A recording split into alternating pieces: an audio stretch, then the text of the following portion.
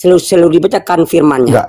Misalnya alhamdulillah alamin, artinya segala puji bagi Allah Tuhan semesta alam, kan dibacakan Arabnya, sedangkan kitab kalian cuma terjemahan tulen. Yang saya tanyakan, terjemahan tulen itu asli bukan? Sebentar, kita harus paham dulu apa itu asli. Nah, yang saya tanyakan itu dulu, itu aja. Kitab terjemahan tulen tanpa Ozi, bentar ya. Ozi bilang saya tidak berani naikin dia. Mana Ozi? Naik Ozi. Gini Bang Erik. Ozi naik, silakan naik Ozi. Ozi silakan naik. Nggak usah keluar sebentar Pak Iri ya. Apa itu asli rupanya? Yang saya tanyakan jawab dengan jujur.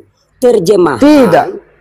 Gini, harus ada kriteria asli yang apa yang harus kita cari. Apakah itu sekarang gini, kalau abang bilang Quran yang abang pegang sekarang, walaupun dia bahasa Arab semua, saya bilang itu bukan kitab asli. Yang saya tanyakan itu jawab dulu bilang. Kamu ini pengecut kayaknya, nggak bisa jawab. Terjemahan tulen tanpa.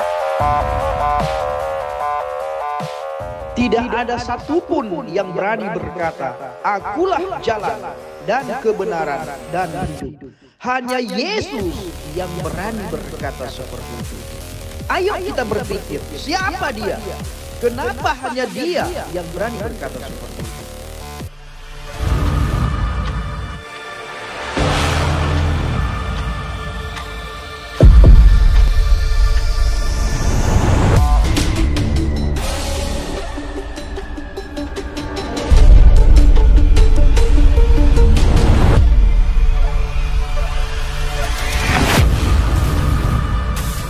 Selamat malam. Wah, ada aki-aki nih satu. Apa? Shalom Bapak Ibu, saudara yang dikasihi Tuhan Yesus, dimanapun saat ini saudara berada. Kali ini saya mengajak setiap kita untuk mendengarkan penyampaian dari seorang murtadin asal Aceh ya. Asal Aceh yang mengatakan bahwa kenapa banyak yang muslim itu meninggalkan iman kepercayaannya yang lama alias murtad ya, zaman sekarang pindah agama dan mengenakan kepercayaan yang baru di luar Islam, entah itu Kristen, Hindu dan sebagainya saudaraku. Karena ada beberapa penyebab yang pasti ya menyebabkan mereka itu meninggalkan iman kepercayaan yang lama. Dan murtadin Aceh ini berani mengutarakan dan menjelaskan apa yang ada di firman Tuhan melalui media sosial ya, khususnya TikTok dan YouTube. Karena saya percaya murtadin ini sudah pasti belajar dan dijamah oleh Roh Kudus untuk melayani lagi gitu. Biasanya kan kalau udah pindah agama, udahlah cukuplah, takutnya nanti berbahaya dan sebagainya. Tapi murtadin ini malah menginjili dan mendalami firman Tuhan. Untuk itu saudara, tanpa berlama-lama, saya mengajak setiap kita untuk mendengarkan apa yang disampaikan seorang murtadin ini. Ya, murtadin Aceh ini yang mengatakan bahwa beberapa penyebab orang Islam itu meninggalkan iman kepercayaannya yang lama alias murtad. Mari kita simak dulu video berikut ini. Itu jawab dulu bilang. Kamu ini pengecut kayaknya, nggak bisa jawab. Terjemahan tulen tanpa. Tidak ada satupun yang berani berkata, akulah jalan dan kebenaran dan hidup. Hanya Yesus yang berani berkata seperti itu. Ayo kita berpikir, siapa dia? Kenapa hanya dia yang berani berkata seperti itu?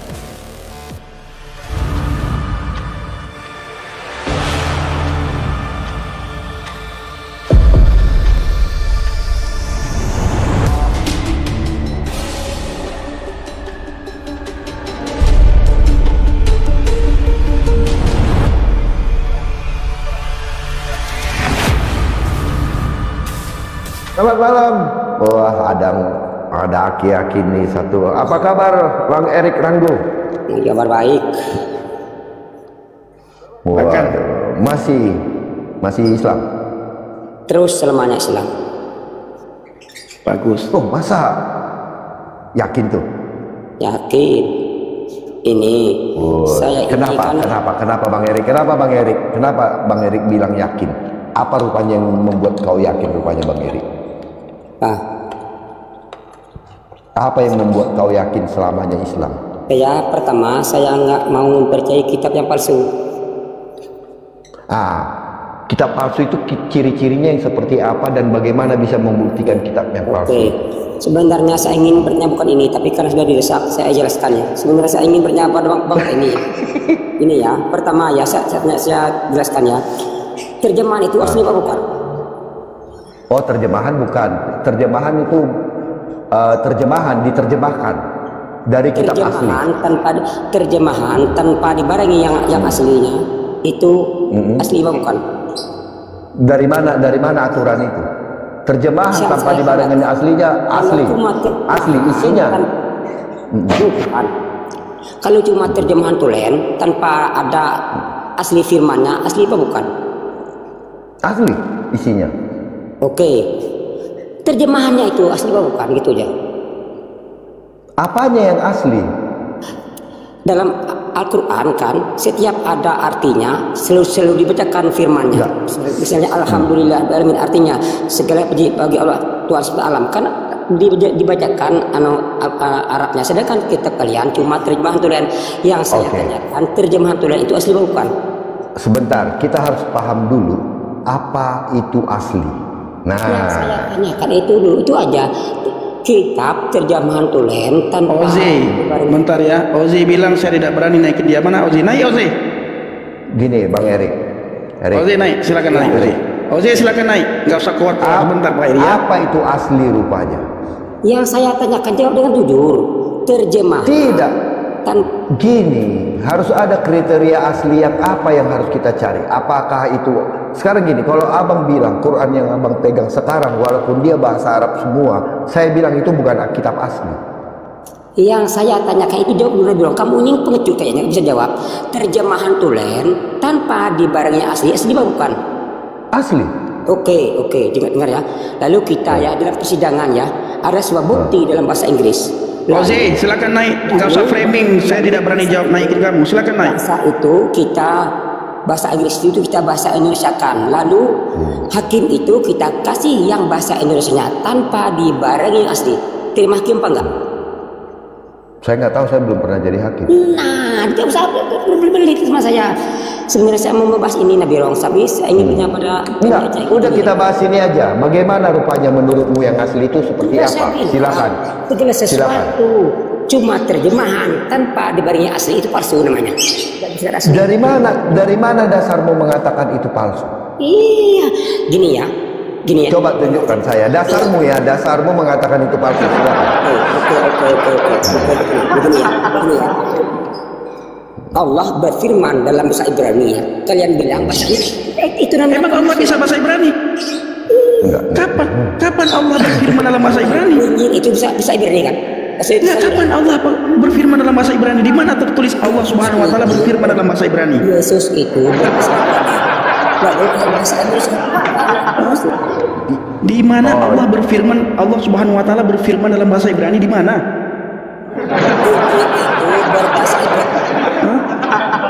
Di mana Allah berfirman dalam bahasa Ibrani? Santai Pak. Coba biar kita kejar dia keaslian itu. Kita mau tahu cara berpikir dia yang asli itu apa sih? Jangan demi. Bahasa Yesus itu berbahasa apa? Bahasa manusia. Dia berbahasa ibunya. Juga berbahasa Yunani. Jangan pengecuna bahasa Yunani kan. Lalu mengapa di Indonesia berbahasa Indonesia? Di Indonesia? Ya. Siapanya? Mengapa Bible berbahasa Indonesia? Oh, itu karena diterjemahkan. Nah, misalnya gini ya, Allah berfirman ya berbahasa Ibrani. Kok dibilang bahasa Indonesia? Itu nih pemalsuan. Sudah tahu Yesus berfirman dalam bahasa Ibrani. Mengapa dibaca itu nama pemalsuan kawan. Pak Erik, kan diterjemahkan Abdul. Pak Erik, saya bangga. Kenapa? Alkitab kami sudah diterjemahkan ke dalam berbagai bahasa sehingga kami dengan mudah bisa memahami. Dengan mudah kami bisa mengerti Pak Erik. Pak Erik, ya, Kalau saya membaca satu ayat saja kitab Pak Eri pasti nggak akan paham. Yang saya tanyakan bukan itunya, artinya terjemahan itu bukan asli, itu aja kok. Nggak usah lari ke Iya, gini Bang Erik. Makanya gini loh. Kalau kita bilang mau asli mau tidak, kita harus tahu dulu ukuran apa yang kita gunakan untuk kata asli. Nggak usah lari kemana-mana, yang penting terjemahan itu bukan asli, itu aja poinnya. Oke, terjemahan itu asli. Karena tidak bukan fotokopi. Tanpa dibarengi dengan yang aslinya itu memang palsu. Tapi dari manalah aturan? Sebentar. Abang harus tunjukkan kami aturan itu di mana. Makanya abang bisa mengatakan jangan asumsi. Iya. Gini ya, sudah bilang tadi ya, Yesus berkata dalam bahasa Ibrani. Sedangkan kalian Allah berfirman. Aku ini, nah itu kan bahasa Indonesia. Namanya diterjemahkan, Eri. Iya, diterjemahkan. Malum masih Islam. Malum dia masih Islam, Bang. Sekarang begini Erik. Saya mau bertanya, Erik. Waktu Allah berbicara dengan Musa, bahasanya bahasa apa? Apakah bahasa Arab? Tunggu dulu, Oze ya. Selesai dia nanti kamu naik. Oze. Arab. Oze, nanti selesai dia kamu naik. Iya, bentar. Tanya apa Nabi Roh? Gini, ketika Allah berbicara kepada Musa, berbicara kepada Daud, ya, atau kepada siapapun zaman itu, apakah Allah itu berbahasa Arab? Bukan, bahasa Musa. Berbahasa. Kenapa jadi bahasa Arab di dalam Al-Quran? Siapa yang terjemahkan? Kejadiannya. Allah menerjemahkan. Allah menceritakan kejadian itu masuk akal nggak? Di dalam bahasa, iya, di dalam bahasa Arab gitu. Oke. Diterjemahkan. Dengar dulu Nabi Roh. Kalau Allah menceritakan kejadiannya dalam bahasa Ibrani, belum ada ngerti, bego. Iya, gini. Ketika Musa bertanya, siapakah engkau gitu, kata Musa. Apakah itu berbahasa Arab atau berbahasa apa? Bahasanya dipakai Musa nggak tahu. Oke. Lalu siapa yang nulis itu jadi Arab? Allah menceritakan kejadian Nabi Musa dalam bahasa Arab. Kalau Allah menceritakan kejadian Musa dalam bahasa Nabi Musa, Nabi Muhammad nggak ngerti, bego. Iya, berarti gini, Erik. Berarti Allah menerjemahkan, betul tidak? Iya, Allah menceritakan kejadian dalam bahasa Arab.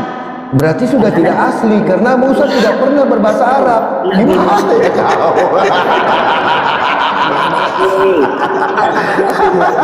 Gimana ya kau? Berbahasa Arab, iya, Allah menceritakan kejadian dalam bahasa Arab. Iya, artinya apa yang dikatakan Musa diterjemahkan oleh Allah, betul tidak? Allah menceritakan itu nggak sama, bego. Kok Nabi Roh? Iya kan diterjemahkan nih. Nah, ketika Musa mengatakan, ketika Musa berkata, pasti kelas 5 SD sudah berhenti ini. Nggak terlalu baik kok. Iya, kelas 5 SD saja kau tidak paham apa yang kau tanyakan dan kau klaim. Yang saya katakan, Musa kan berbahasa Aramaik, berbicara kepada Allah, ya kan? Lalu ternyata Allah menceritakan nih, apa kata Musa? Siapakah engkau, oh ya Allah, gitu. Tapi dalam bahasa Aramaik. Lalu datang Allah diterjemahkan, ditulislah di dalam Quran. Artinya Allah menerjemahkan, berarti udah gak asli. Yang asli itu kata-kata dari Tuhan berbahasa Arabnya itu, bukan bahasa yang sebelum Musa itu, bego. Ngerti kamu itu sebenarnya ngerti? Berarti nggak asli lagi itu. Berarti udah gak asli karena. Berarti udah nggak asli lagi. Iya, karena Musa tidak pernah berbicara dalam bahasa Arab. Gimana itu? Sudah saya bilang. Saya akan diskusi sama orang yang kena sendiri kamu itu. Saya ketika dibalik sama Bang Nabirong, sama Bang Nabirong dengan pertanyaan yang sama, kamu kena sendiri, Erik. Oh Tuhan Yesus, tolong Erik. Bang. Tapi wajar sih Bang, karena masih Islam. Iya. Kalau kata Metatron, wajar karena masih Islam. Wajar Islam, iya. Udahlah Erik, kau coba tanya lagi Bang, bahasa apa yang dipakai sama Musa? Iya, bahasa apa yang dipakai sama Musa? Bahasa Aramaik. Lalu kenapa jadi bahasa Arab? Diterjemahkan sama Allah. Berarti udah nggak asli lagi. Udah diterjemahkan. Gimana ya kau? Inilah saya nggak diberi kesempatan untuk ngomong. Mereka ngomong inilah kekayaan kalian, bukan menang, tapi nggak beri kesempatan Saya tidak menang-menangan. Saya bertanya hal yang sama yang kau tanyakan. Kitab Al-Quran itu diturunkan dalam bahasa Arab, artinya kitabnya itu asli berbahasa Arab. Sedangkan Musa yang ditanya itu Musa. Yang saya tanya Musa. Oke, Allah berfirman itu dalam bahasa Arab itu ada kemudian itu. Intinya gitu. Iya, berarti Allah menerjemahkan perkataannya Musa ke dalam bahasa Arab, betul tidak? Aduh. Kasihan dia.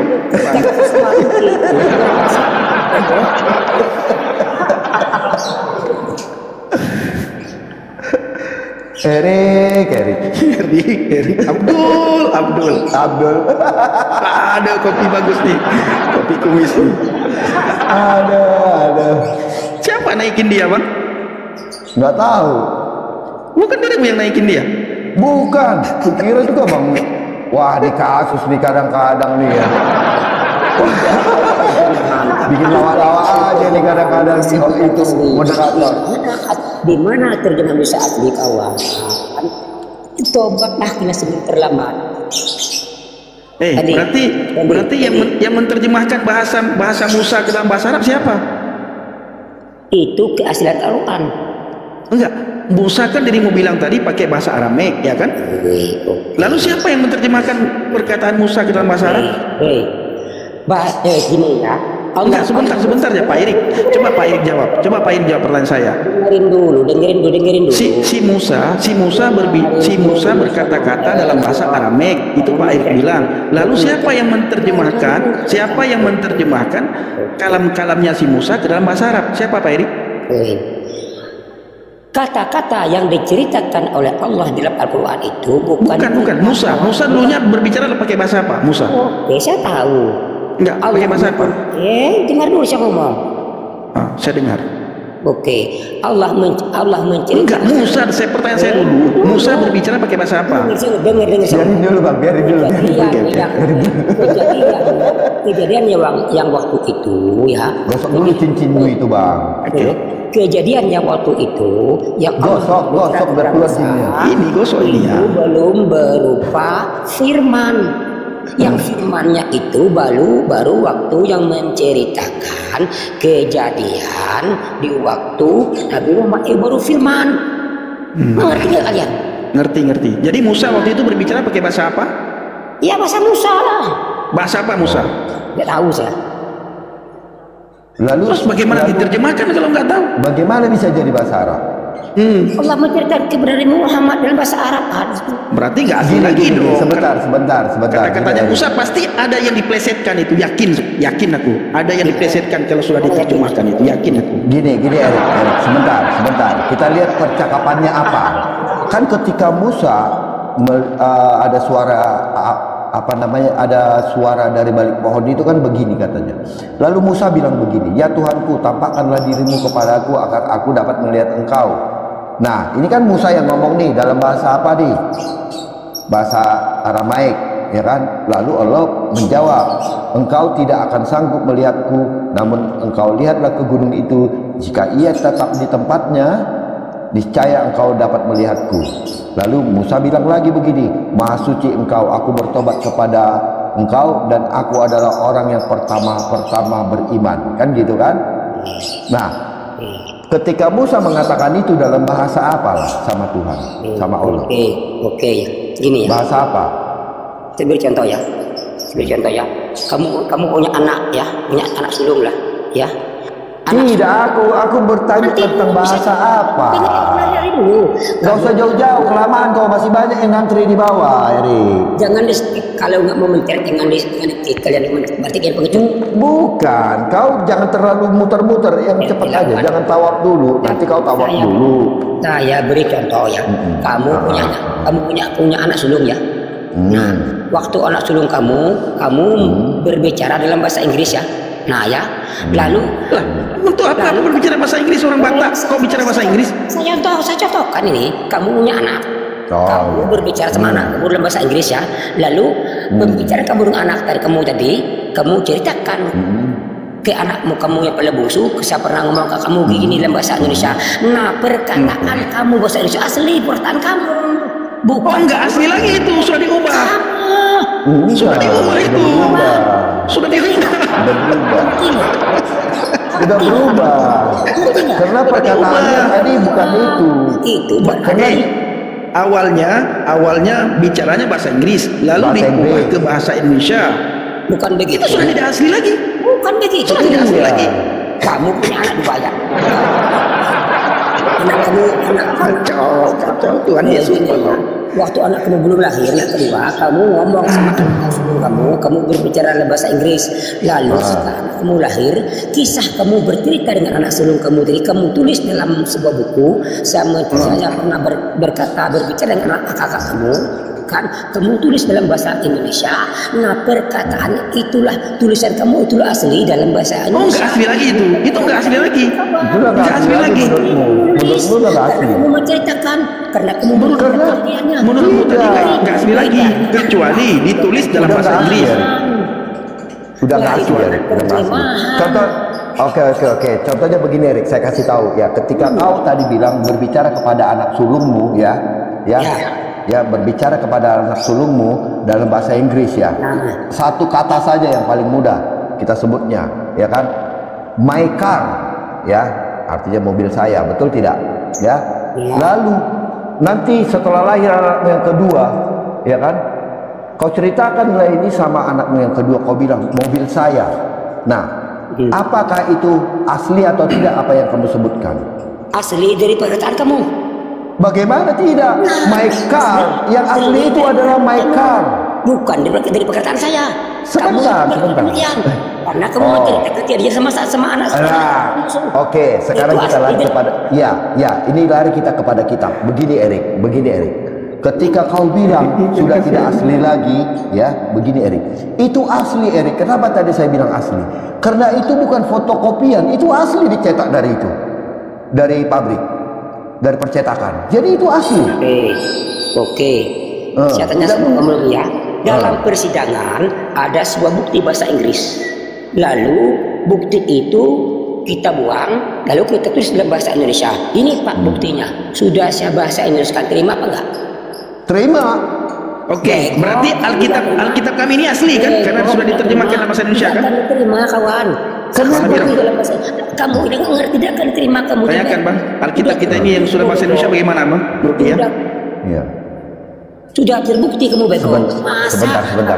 mau betek aslinya dalam bahasa Inggris? Oke. Kamu itu terbukti begonya. Gak ada terima kawan. Oke, saya terima. Saya ikutin cara mainmu. Sekarang saya tanya, waktu Quran diturunkan, apakah sudah ada tanda-tanda titik-titik dan harapan dan lain-lain apa belum? Tidak. Lah kenapa sekarang ada? Itu untuk yang penting soal artinya sama, kata-kata Asli artinya sudah tidak asli, betul? lah itu cuma Aslinya ada harapan apa tidak? Standar janda dia Bang, standar janda Aslinya dia. ada atau tidak? yang penting itu tetap sama seperti artinya, misal alhamdulillahirobbilalamin, biar dikasih apapun tetap bunyi alhamdulillahirobbilalamin, arrahmanirrahim, malik yaumiddin, artinya kata-katanya tetap sama. Tidak asli atau tidak? Pertanyaan saya masih asli atau tidak? Aslinya itu perkataannya itu kawan, alhamdulillahnya itu bukan di Tidak bisa. Tulisannya, Artinya begini, tulisannya artinya asli apa tidak? Gini. Erik, kalau satu bukti ditambah-tambahin itu tidak sah di pengadilan. Kena. Benar. Kalau ada nih bukti yang kau bawa, ternyata kau tambah-tambahin hurufnya, itu tidak akan sah di pengadilan. Nah, kau cepat kau bertobat sebelum Yesus datang. Ku bilang Cepat bertobat sebelum Yesus kita datang. baptis keledai malam ini. Bagaimana bunyi pantun tadi? Tadi? Si kacang buncis, kacang keledai, kedelai, ya kan? Apa tadi saya bilang? Mana tahu, nanti kalau saya tambah-tambahkan udah nggak asli lagi pantunnya. Berarti kalau salah aku udah nggak asli lah, udah kutambah-tambahkan. Malam ini Mari kita baptis malam ini, mari kita baptis keledai. Keledai, gitu. Haleluya.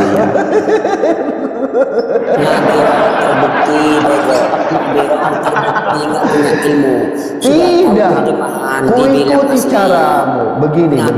Terbukti. Erik, Pak Eri, semua yang disampaikan sama Bang Nabirong itu daripada buah perkataannya Pak Erik, ya. Dikembalikan lagi. Iya, Semua kita tidak menambahkan, kita tidak mengurangi. Ketika hal yang sama Pak Erik, ketika hal yang sama yang kita tanyakan kepada Pak Erik, ya, Pak Erik bisa mengatakan kepada kami palsu, tapi Pak Erik tidak berani mengatakan hal yang sama terhadap kitabnya Pak Erik. Gini Erik, kita kembali tadi kepada pengadilan bahwa ada satu tulisan yang dalam bahasa Inggris. Ya. Kalau tulisan itu saya tambahkan huruf-hurufnya, apakah itu masih asli apa tidak? Ayo Rick. Halo? Hello? Buka open mic Rick. Nabirong terbukti bodoh. Iya bodoh saya. Iya saya bodoh, tidak apa-apa. Makanya saya bertanya, dalam sidang ada satu bukti dalam bahasa Inggris kau bawakan, tetapi bukti itu kau tambah-tambahkan, apakah itu masih asli atau tidak? Apa? Ya, akan kau pura-pura nggak dengar. Titik masalah di akhir titik kan habis cerita pasal titik nggak cerita masalah. Tapi banyak titik di depan. Di akhir kata pasal titik nggak masalah. Enggak koma, kalau koma. Koma, garis ini, dua-dua ini, zoma, segala macam. Lagi kemana-mana lagi kan dilawat. Tidak masalahnya asli apa tidak. Ini masalahnya Erik. Ini. Iya, asli atau tidak kau jawab dulu lah. Iya asli. Kita misalkan habis. Pasang titik terakhirnya, nggak masalah. Aduh. Susah. Tapi kalau aslinya berbahasa Inggris, lalu kita bahasa Indonesiakan, ini Pak Hakim buktinya sudah saya bahasa Indonesiakan, kata Nabirong diterima, kebodohan yang luar biasa. Lalu kata-kata Musa dalam bahasa Aramik diterjemahkan dalam bahasa Arab, itu gimana? Nabirong mencret, Nabirong 2 lawan 1, masih menang. Iya menanglah Pak Erik, menanglah. Menang. Sebenarnya saya naik ke sini mau bertanya pada Pendi Aceh sebenarnya tadi. Yang saya tanyakan begini Pendi Aceh. Ini ya, kamu tahu surat Al-Lahab? Tahu. Itu kan surat Al-Lahab turun karena Abu Lahab tidak mau mengakui Nabi Muhammad sebagai rasul. Nah, tidak mau percaya terhadap Isra Mi'rajnya Nabi Muhammad. Oke, gini ya. Saya paham. Erik, lebih paham saya Erik daripada kamu. Sekarang pertanyaan saya. Fahayain sod. Apa artinya? Nggak punya arti. Nggak punya arti. Apa ini tulis nggak ada artinya? Apa ini tulis nggak ada artinya? Ini Pendi Aceh. Saya tanyakan mana duluan turun. Kejadian dulu baru turun ayat kalau kalian. Kejadian dulu baru turun ayat. Iya. Ya kan? Kenapa Abu Lahab itu sampai punya surat dia? Khusus Abu Lahab.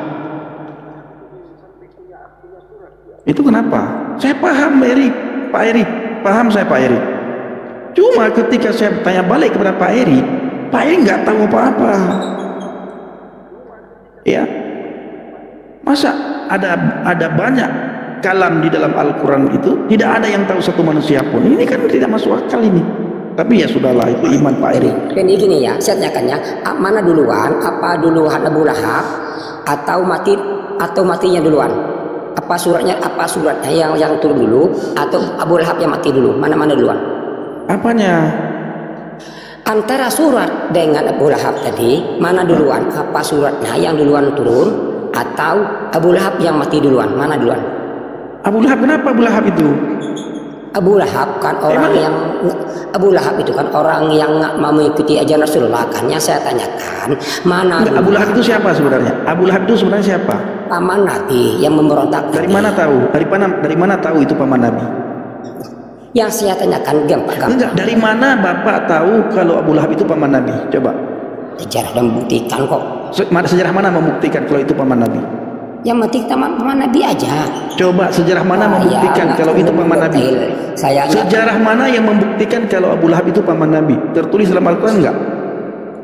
Saya enggak. Tertulis dalam Al-Quran tidak kalau Abu Lahab itu pamannya Nabi? Yang saya tanyakan bukan begitu. Tertulis dalam Al-Quran tidak? Ya, ada pemberitahuan dari Allah Subhanahu wa taala tidak kalau Abu Lahab itu pamannya Nabi? Saya nggak tahu. Enggak tahu, terus dari mana kamu mengaku dari mana Bapak ngaku-ngaku dia yang paman Nabi? Dalam sejarah-sejarah Islam. Sejarah mana? Sejarah mana? Siapa yang tulis sejarah itu? Siapa yang tulis sejarah itu? Sering saya baca-baca dari buku Islam. Dari mana? Dari mana? Berarti bukan pemberitahuan Allah. Nggak tahu lah saya. Kan? Kamu koreksi iman orang lain. Imanmu sendiri Pak Erik tidak tahu gimana sih? Itu bukan salah seluruh iman. Bukan. Iman sendiri saja tidak tahu, tapi kamu Pak Erik mau mengoreksi iman orang lain. Abu Lahab itu enggak termasuk rukun. Saya tanya Abu Lahab itu siapa? Coba Pak Erik jawab, Abu Lahab itu siapa? Paman Nabi. Dari mana Bapak tahu itu paman Nabi? Sedangkan Al-Quran tidak menulis itu paman Nabi. Dari mana Bapak tahu itu paman Nabi? Kalau Bapak bicara sama saya akan minta data sama Bapak. Tertulis di mana kalau itu pamannya Nabi? Pendek ini nggak bisa takut kayaknya kalau diskusi sama saya. Bukan takut, saya meminta data daripada Bapak. Dari mana Pak Erik tahu kalau itu paman Nabi? Apakah Allah Subhanahu wa taala memberitahukan ini pamannya Nabi? Oke. Biarpun jawab dulu. Oke. Dari mana tahu itu pamannya Nabi? Biarpun bukan paman Nabi, saya nggak masalah. Oke. Oh enggak. Tadi Bapak bilang paman Nabi. Dari mana Bapak tahu itu paman Nabi? Saya akui saya nggak tahu, itu aja. Itulah. Yang saya tanyakan ini ya, mana duluan? Apa duluan suratnya yang turun atau Abu Lahab dulu yang mati? Yang apa duluan Abu Lahab yang meninggal? Saya sudah kafir. Bapak saja yang masih Islam nggak tahu, masa Bapak tanya sama saya? Nah, yang saya tahu ini Abu Lahab itu. Masa Bapak tanyakan sama orang kafir? Kan nggak masuk akal Bapak. Kan Bapak tanyakan kepada Ustadz, jangan tanya sama orang kafir. Gini ya, Abu Lahab itu. Bapak cari tahu asbabun nuzul turunnya surat Al-Lahab. Tabbat yada abi lahabi wa tabbama. Coba artinya apa? Gini, atau Erik mau belajar sama saya? Bukan begitu. Saya mau sama Pendi ini. Gini ya, artinya begini Pendi. Gini. Artinya gini. Maksudnya gini ya. Tabbat yada abi lahabi wa tab. Apa artinya? Saya kurang ngerti bahasa Arab. Itu kan kitab Bapak, itu surat Al-Lahab. Tabbat yada abi lahabi wa tab. Anhu maluhu wa ma kasaba. Artinya apa? Siapa nggak tahu artinya. Iya. Terus bagaimana cara Bapak memahami Allah kalau perkataan Allah Bapak tidak tahu? Nah, dalam Al-Quran inilah hebatnya saya bersyukur kepada Tuhan saya. Kenapa? Saya bisa memahami Alkitab dengan bahasa ibu, dengan bahasa Aceh, dengan bahasa Indonesia, bahasa Nias, bahasa Batak, bahasa Chinese, bahasa Jepang, bahasa Korea. Karena Tuhan saya mengerti semua bahasa. Ya? Sehingga dengan mudah saya paham, saya tahu tentang Tuhan saya. Tapi pertanyaan saya kepada Pak Erik, bagaimana cara Pak Erik memahami Tuhan Pak Erik?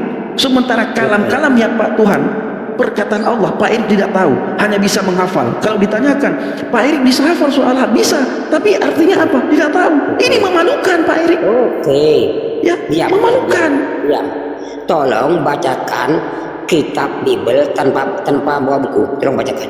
Loh, untuk apa? Bapak bisa hafal tapi tidak tahu arti untuk apa? Nah, demikian juga kami ada ya. Kami tidak disuruh menghafal. Kami ini disuruh baca, ya. Kami disuruh baca. Setelah disuruh baca, kami disuruh renungkan. Setelah disuruh renungkan, kami disuruh lakukan. Ya. Alkitab mengatakan, ceritakanlah tentang firman Tuhan siang dan malam. Perkatakanlah firman Tuhan siang dan malam. Oke, dengar. Itu Pak Erik. Ini Pak Erik bisa hafal, tapi Pak Erik tidak tahu apa yang Pak Erik hafal. Untuk apa? Untuk apa pinter menghafal sementara Pak Erik tidak tahu apa yang Pak Erik hafal? Dengar dulu saya ngomong. Saya tidak mau dengar. Ya, saya tidak mau dengar. Kami punya Al-Quran. Nah, supaya Untuk apa Bapak punya, tapi Bapak tidak tahu apa yang Bapak punya? Saya juga bisa. Tabat yada abi lahabi wa tab. Apa artinya? Saya kalau Tabat yada abi lahabi wa tab. Celakalah kedua tangan Abu Lahab. Celakalah kedua tangan Abu Lahab. Ma aghna anhu. Apa lagi? Maluhu wa ma kasab. Apa lagi? Apa artinya? Aduh, ini. Kan malu Anda. Pak Erik sebenarnya malu sama saya yang sudah kafir. Bapak Ibu, kita turunin Pak Erik atau kita pertahankan beliau? Turunin aja lah, Erik dari tadi. Takut. Untuk apa takut Pak Erik? Satu pun pertanyaan saya tidak bisa Pak jawab. Besok lagi. Pertanyaan Bang Nabirong tidak bisa Bapak jawab, ya. Bang Nabirong tadi menanya balik dengan pertanyaan yang sama. Bapak tidak bisa jawab. Bang Nabirong sering bilang janda-janda, apa namanya Bang? Standar janda, apa itu namanya? Standar janda. Standar janda. Bang Nabirong sering bilang standar janda. Ini yang Bapak Erik bilang. Nah, dia pasti lihat Google ini. Lihat Google, cari surat Al-Lahab. Nggak apa-apa. Cari aja.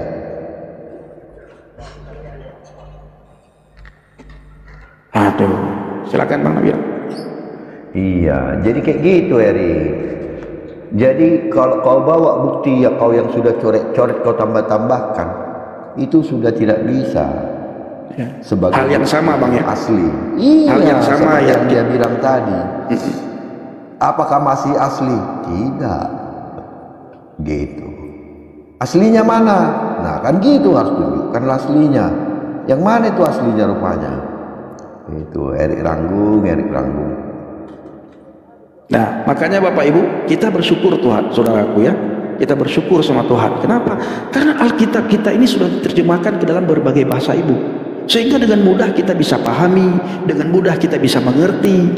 Sehingga dengan mudah juga kita bisa mengenal, bisa paham tentang maksud Tuhan, tujuan Tuhan. Dan kita bersyukur Tuhan tidak mengizinkan kita, tidak menyuruh kita, kalian harus hafal ya.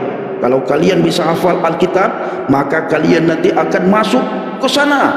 Kalian akan mendapatkan ini. Kalian akan mendapatkan. Enggak disuruh Bapak Ibu. Kita bersyukur sama Tuhan. Sehingga dengan mudah kita bisa paham maksud Tuhan. Dengan mudah kita bisa paham tujuan Tuhan. Dan dengan mudah kita bisa mengenal Tuhan. Coba Bapak Ibu. Seandainya iman kita sama dengan iman-iman mereka Bapak Ibu. Apa enggak puyeng? Apalagi orang yang tidak bisa bahasa Ibrani, ya, saudara capek belajar, tiba-tiba Yesus datang yang kedua kali tidak diangkat. Kenapa tidak terangkat? Karena sibuk kita pelajari bahasa kaidah ini begini bla bla bla bla.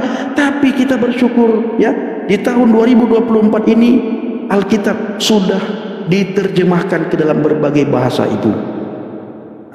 Ini saudara ya, ini ada Ara. Nama si perempuan muslimah, Ara namanya Bapak Ibu. Pendi Pajohbui, artinya Pendi makan babi. Dia tidak tahu daging babi itu enak Bapak Ibu. Gara-gara banyak orang Islam murtad, daging babi jadi mahal saudara. Jangan kau bilang gitu, nanti nambah. Aduh. Ya, gara-gara banyak orang murtad Bapak Ibu, daging babi jadi mahal. Jadi mahal. Pak, haleluya. Coba saya naikkan satu dulu. Ya, Koko Andi putar-putar, silakan Bang. Shalom. Ya, shalom, silakan. Dia menyampaikan. Shalom Pak Cipto, Pastor. Shalom. Malam. Shalom Pastor. Nabirong, shalom. Shalom Pendi, Nabirong, shalom. Sehat Pastor? Kak Pendi. Sehat. Kemarin pas Ibu untuk semua yang dalam ruangan Kak Pendi ya, baik yang di YT maupun TikTok, semua dipenuhi sukacita, diberi umur panjang di tangan kanan tanpa terkecuali, di tangan kiri diberi kekayaan kemuliaan dalam perkenan Tuhan kita, Tuhan Yesus. Amin. Amin. Haleluya. Oke. Bang Butar-Butar, silakan. Udah turun beliau. Oh, ya mungkin sinyalnya kali atau apa. Ya. Aduh, Tuhan tolong. Lucu. Ini Bang, ada yang nantang debat Bang, debat terbuka Bang. Silakan Abang. Tanggapi Bang. Itu ada di bawah yang minta untuk debat terbuka. Pak Budi Asali kemarin, apa yang terjadi pada Pak Budi Asali? Yang mana orangnya? Sudah jauh ke bawah.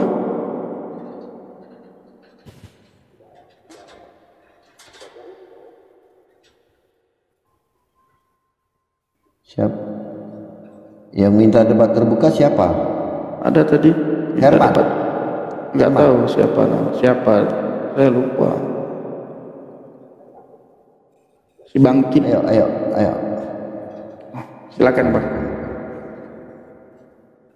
Herman aja dia di private, berani dia. Ya, Bang Bangkit ya silakan.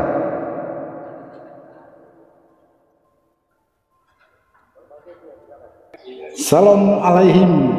Ya, Bang Bangkit, jangan Bang Bangkit.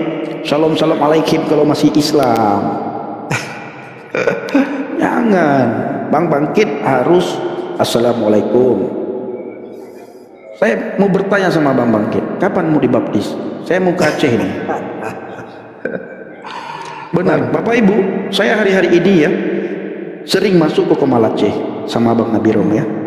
Kadang kalau saya di atas, Bang Nabirom tidak naik juga. Saya sering masuk. Saya larang mereka mengucapkan Tuhan Yesus memberkati, Tuhan Yesus memberkati. Enggak boleh. Iya, tadi jangan jangan nanti mereka berpikir saya mempengaruhi orang Aceh. Tapi dengan Pak Bangkit, karena Pak Bangkit bukan orang Aceh, beliau hanya tinggal di Aceh, ya saya akan tanyakan sama beliau, kapan mau dibaptis? Pak Bangkit harus tahu, keselamatan itu hanya ada di dalam Yesus. Iya. Pak Bangkit jangan ketawa. Pak Bangkit tidak boleh ketawa.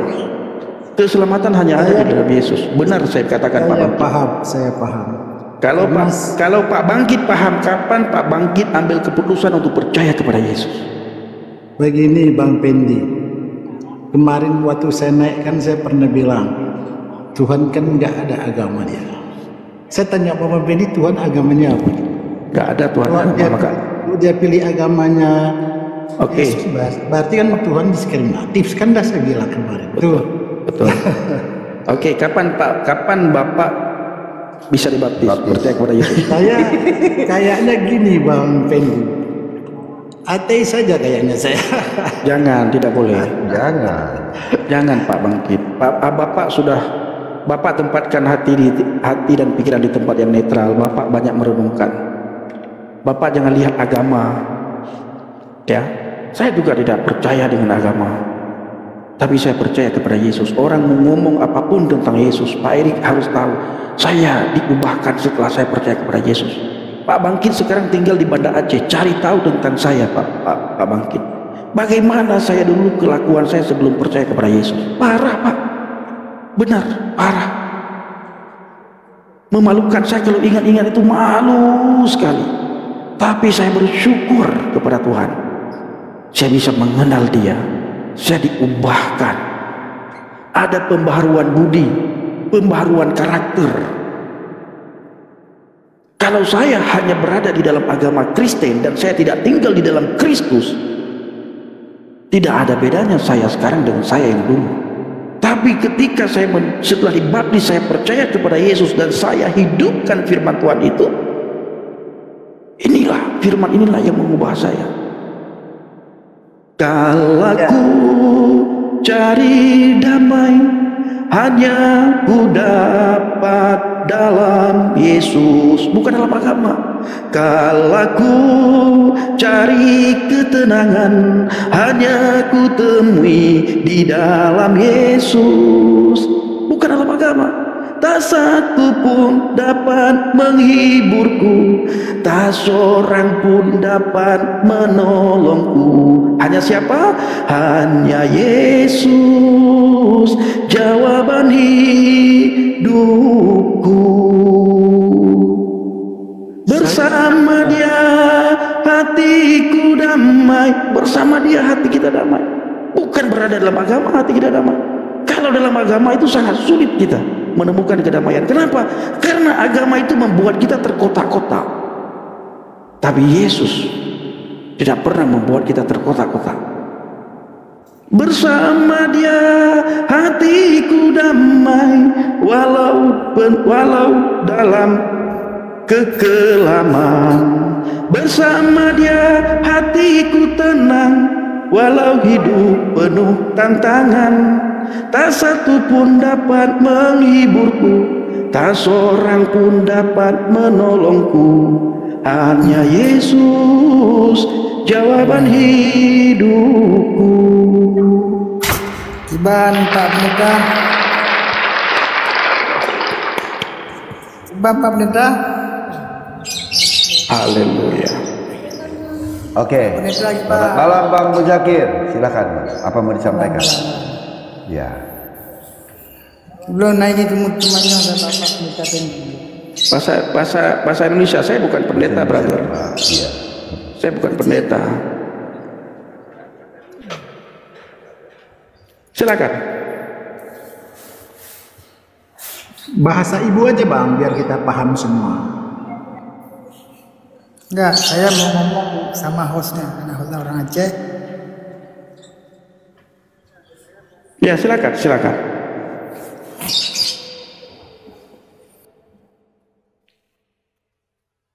Mana dia?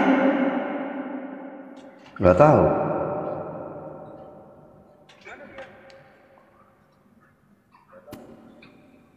Kemana beliau, Pak Bangkit? Mungkin salah masuk. Enggak, beliau orang Aceh. Beliau tahu saya. Beliau bilang saya mau ngomong sama hostnya orang Aceh. Kita minta pakai bahasa Indonesia, ya bahasa Aceh. Iya. Oke, lanjutlah ya Muhammad Iqbal Syok. Silakan. Oke, saya mau bertanya kepada Bapak Pendi. Ya. Kenapa bertanya terus? Kayak mana bisa yakin bahwa Tuhan Yesus itu bisa membantu kita? Bagaimana membuat seseorang itu yakin bahwa Tuhan Yesus bisa membantu kita? Jangan kau cobai Tuhan, ya Tuhanmu. Tuhan itu bukan untuk dicoba-coba, untuk meyakinkan kita. Nah, kalau kamu mau meyakinkan, ya kamu mati dulu, bunuh diri, nanti kamu akan bertemu sama Yesus. Iya, kamu mati dulu, bunuh diri, nanti kamu akan ketemu sama Yesus. Yesus ini Tuhan atau manusia?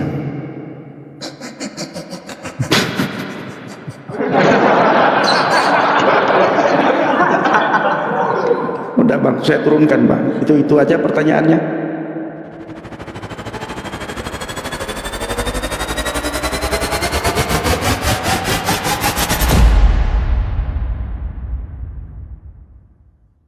Nah, saudaraku, gereja YouTube itu tadi videonya sangat luar biasa ya, saudara.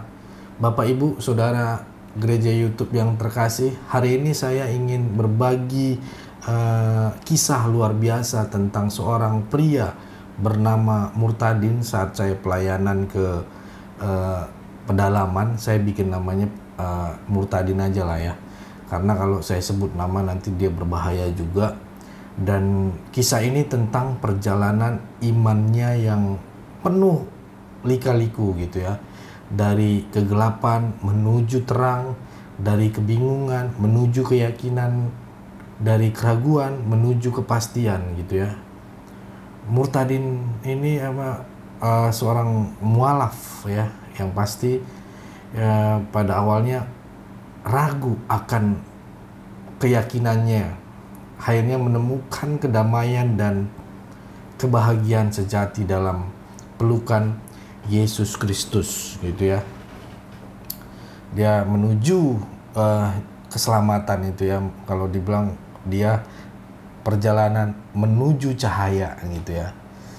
Dan kisah ini sangat luar biasa, saudara. Saya akan coba membagikan apa yang saya dapat. Murtadin ini memang dibesarkan dalam keluarga muslim yang taat gitu ya, Sejak kecil dia diajarkan tentang Islam dan menjalankan semua kewajiban dengan penuh ketaatan. Namun, seiring bertambahnya usia, dia mulai mempertanyakan mempertanyakan keyakinannya. Di beberapa keyakinannya gitu ya, dia merasa ada sesuatu yang hilang dalam hidupnya, ada kekosongan yang tidak bisa diisi dengan ritual dan ibadah gitu ya. Jadi saudara, suatu hari Murtadin bertemu dengan seorang pendeta Kristen ya tentunya, yang ramah dan penuh kasih. Pendeta tersebut dengan sabar menjawab semua pertanyaan si Murtadin tentang iman Kristen. Murtadin langsung terkesan ya dengan kasih dan kedamaian terpancar dari pendeta tersebut. Sesuatu yang tidak pernah dia rasakan sebelumnya. Karena banyak sekali saudara yang saat kita bertanya kepada pimpinan-pimpinan atau pendakwa-pendakwa, oh itu tidak bisa, kamu belum sampai level ini, kamu belum layak ini, dan akhirnya banyak yang tertutup-tutupin lah gitu ya.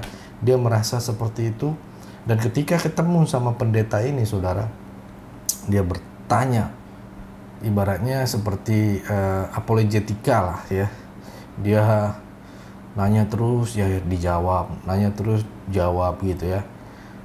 Dan dia merasa setelah banyak pertimbangan dan doa yang sungguh-sungguh, sosok Murtadin ini akhirnya memutuskan untuk memeluk agama Kristen. Ya, keputusannya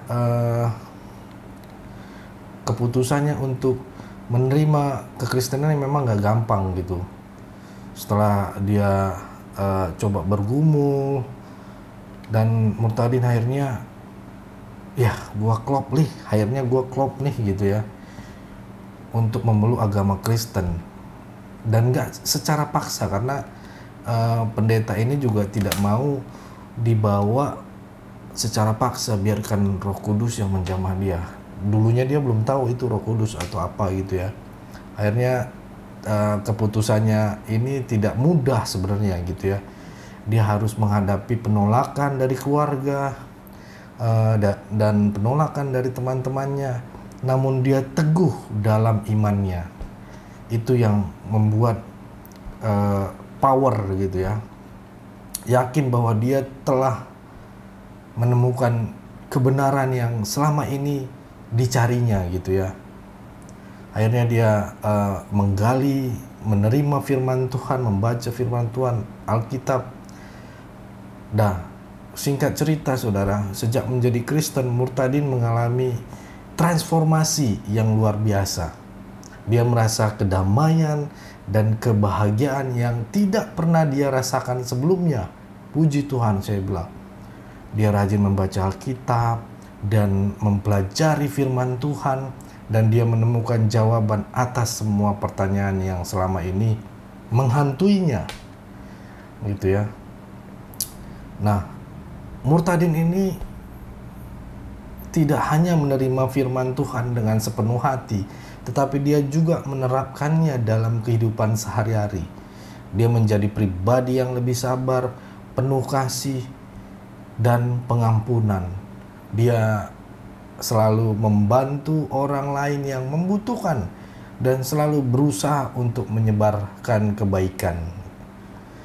Dampak inspiratif kalau menurut saya ya, karena dia juga yang welcome ketika kita datang ke sana pelayanan, dia yang menyambut kita dengan baik gitu ya, karena dia bersukacita gitu melihat kita hadir juga gitu ya. Dan menurut saya kisah Murtadin ini adalah bukti nyata bahwa kasih dan kuasa Tuhan dapat mengubah hidup seseorang. Kisahnya telah menginspirasi banyak orang untuk mencari kebenaran dan menentukan kedamaian dalam iman Kristen.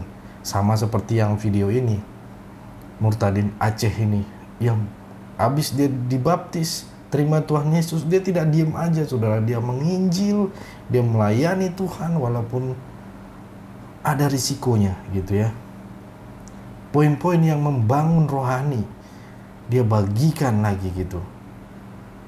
Pergulatan iman ya, dia menceritakan tentang kebingungannya dan keraguannya Murtadin sebelum memeluk agama Kristen. Dia berani mengatakan ini, dan ini sangat luar biasa saudara. Hal ini dapat membantu orang lain yang sedang mengalami pergulatan iman untuk merasa tidak sendiri gitu ya. Dia mau berbagi dengan apa yang dialami dia, bukan dengan menjual kesaksian, bukan saudara.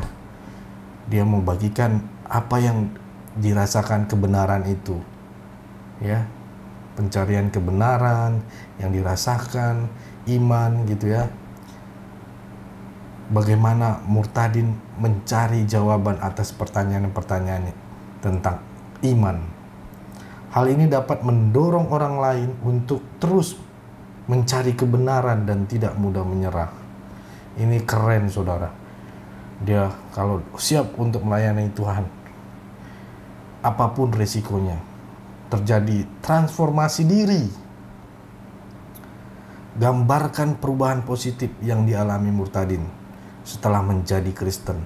Dia memang mengikuti segambar dengan Tuhan Yesus gitu ya. Hal ini dapat menginspirasi orang lain untuk mencari perubahan positif dalam hidup mereka sendiri. Karena kita tahu kalau kita beri contoh itu ya beri contoh dengan diri kita sendiri gitu kan. Apa yang kita alami, perbuatan kita yang dilihat oleh orang-orang, dan banyak jiwa-jiwa yang akhirnya mengikuti apa yang dialami ataupun apa yang dirasakan oleh Murtadin ini. Banyak jadinya mengikuti, oh kayak gini rasanya. Yang tadinya takut, diem, khawatir dan sebagainya, tenang semuanya karena kekuatan kasih ya. Karena dia memberikan bagaimana kasih Tuhan telah mengubah hidup Murtadin ini dan memberikan kedamaian. Karena kedamaian itu luar biasa saudara. Apalagi dia menceritakan ketika kita berserah diri itu sangat luar biasa. Gak gampang untuk menyerahkan hati. Hal ini dapat membantu orang lain untuk merasakan kasih Tuhan dan percaya pada kuasanya. Kesaksian hidup ini yang buat saya sebagai orang Kristen aja, wah ini sangat luar biasa. Ini sangat-sangat memberkati. Ya, apalagi kisahnya nyata ini, kisah nyatanya ini ya, Murtadin telah membantu lain melalui imannya gitu, membantu orang-orang lain dengan apa yang dialami dia. Hal ini mendorong orang lain untuk menjadi teladan bagi orang lain dan menyebarkan kebaikan itu. Saya salut dengan Murtadin ini. Saya hormat karena dia yang lebih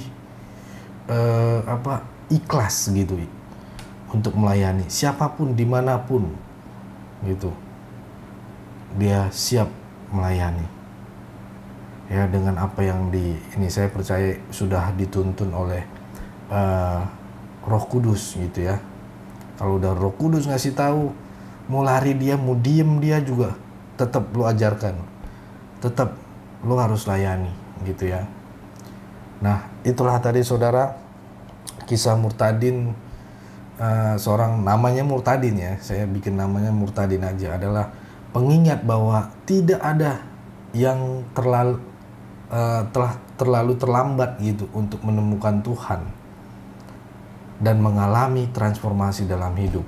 Tidak ada saudara. Kalau Tuhan udah izinkan, dia akan bersuara. Dia akan pasti melayani Tuhan. Ya, kita semua memiliki saudara kesempatan untuk merasakan kasih dan kuasa Tuhan. Dan Murtadin ini adalah bukti nyata dari hal ini. Gitu ya, cerita yang saya bisa bagikan dari pengalaman-pengalaman Murtadin. Makanya Murtadin Aceh ini saya sangat salut sama beliau. Dia terus melayani Tuhan tanpa memikirkan dampak negatifnya kepada dirinya gitu ya. Oke saudara, mari kita doakan agar Murtadin terus menjadi terang bagi orang lain dan agar kisahnya dapat menginspirasi banyak orang untuk mencari kebenaran dan menemukan kedamaian dalam iman Kristen. Ya, itu yang bisa saya bagikan pada kesempatan hari ini. Buat saudara-saudara gereja YouTube, gak usah payah-payah. Cukup katakan di kolom komentar atau tuliskan, please tuliskan, Tuhan Yesus baik atau Yesus maha besar. Ya, Yesusku sangat dahsyat. Hanya dengan menuliskan itu di kolom komentar, saudara sudah ambil bagian di pelayanan kita, khususnya di gereja YouTube ini.